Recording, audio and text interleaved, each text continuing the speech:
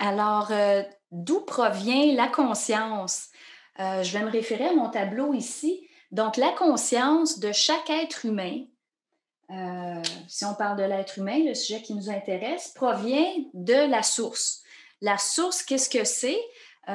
C'est une conscience non manifestée.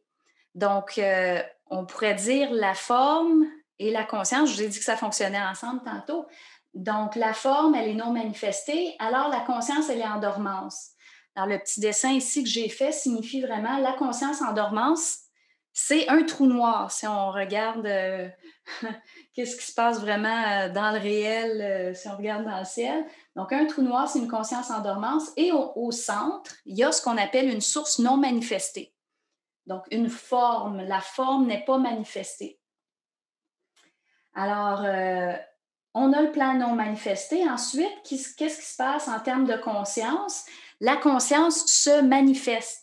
Et lorsque la conscience se manifeste, là, on parle d'un esprit universel. Alors, du soleil. Alors, c'est vraiment le symbole inversé. Vous pouvez reconnaître ici le symbole que les gens en astrologie vont utiliser. Donc, c'est vraiment le symbole du soleil. Ce n'est pas un hasard.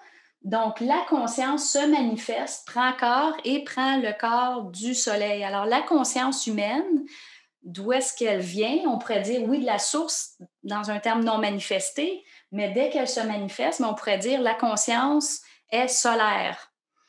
Alors, tous les êtres humains viennent du soleil. Il y en a qui vont dire, non, non, il y a une erreur, l'être humain vient du singe. Mais là, on parle d'une évolution des corps, on ne parle pas de la conscience, c'est vraiment une autre chose. Donc, ceux qui veulent parler du singe ou des différentes races ou des différents véhicules que la conscience a pu habiter, c'est une chose. Mais là, je vous parle de conscience. Alors, la conscience est solaire. Ensuite, qu'est-ce qui est arrivé? Parce que, évidemment, notre conscience aujourd'hui n'est pas nécessairement solaire. Pourquoi? Mais parce qu'on a perdu une partie de notre énergie. Moi, j'utilise le terme diffraction pour dire que c'est perdu. Puis, ensuite, qu'est-ce qui est arrivé? Mais l'esprit universel est devenu un esprit.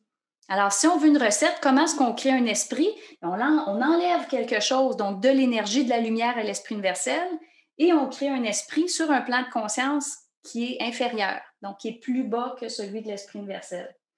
Ensuite, même processus, on retire de l'énergie à l'esprit, donc on y enlève une partie de sa conscience, et on se retrouve avec un ego qui, avec les années, avec l'évolution humaine, a créé différents corps, qu'on appelle les corps inférieurs, qui l'habitent. Le problème, c'est qu'il n'habite plus les corps supérieurs. Donc, la conscience, c'est comme dire, il lui manque une certaine partie d'information pour réellement se savoir complètement. Alors, c'est pour ça qu'il y en a beaucoup qui vont se dire, on est comme dans une prison, on se sent en quarantaine. Il y en a qui vont dire, c'est comme si on est dans une matrice. Il y a toutes sortes de termes qui sont utilisés. Puis les fameuses questions existentielles, donc qui suis-je, où vais-je, etc. Donc, l'ego n'a pas accès au réel de qui il est parce qu'il y a trop de son énergie qui a été perdue. Alors, il y a une partie de sa conscience qui a été perdue, puis il y a évidemment les véhicules qui correspondent à sa conscience actuelle. Donc, plus l'être humain va grandir en conscience, mais plus il va développer des corps subtils sur des plans supérieurs pour être capable de se savoir sur des plans plus élevés en conscience. Alors, si on se demande est-ce qu'il existe une conscience ou plusieurs, la question devient intéressante parce qu'au fond, je suis obligée de dire les deux. Il y en a une, puis il y en a de multiples à la fois. C'est comme dire l'énergie de la source ou la réalité de la source est présente sur tous les plans de conscience. Toutefois, les plans de conscience n'y ont pas nécessairement accès. Donc, le fait qu'on n'y a pas accès, pourquoi on n'y a pas accès? À cause de la fameuse diffraction. Il y a une partie de notre lumière qui a été retirée, donc on n'a plus accès au réel de qui on est. Donc, on se sent isolé dans notre conscience. Donc, c'est vraiment ce qui fait en sorte que on peut parler que la conscience devient multiple. Donc, évidemment, on pourrait parler de la conscience de la source, de l'esprit universel, de l'esprit, puis de l'ego, mais en même temps, l'ego n'est pas uni à ces réalités-là. car il n'est pas conscient de lui-même. Il n'a pas cette conscience-là de lui-même d'être un être d'esprit universel et aussi provenant de la source. Il peut le savoir intellectuellement, mais d'être capable de le vibrer, de le savoir intérieurement, mais ça, c'est une autre chose.